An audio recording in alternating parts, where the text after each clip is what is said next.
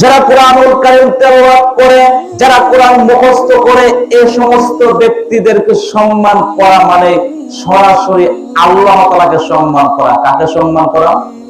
হাফেজে কোরআন যারা, তাদেরকে সম্মান করতে হলে সম্মান কাকে করা হয়?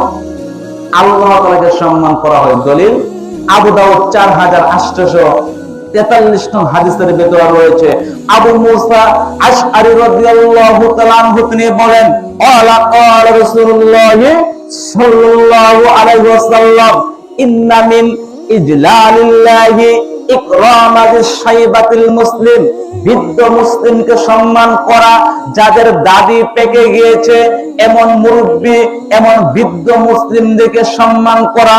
2 নম্বরে ওয়া হামিলুল কুরআন, কোরআনের ধারক বাহক, তাকে সম্মান করা। গায়রুল গালিফি ওয়াল জাফি আনহু, যে কোরআনের ব্যাপারে কোনো অতিরঞ্জিত করে না, কোরআন মুখস্থ করে সে অনুযায়ী আমল করে, এই ব্যক্তিকে সম্মান করা। ওয়া ইকরামাতিস সুলতানিল মুকসিদ, ন্যায়পরায়ণ বাদশাকে সম্মান করা।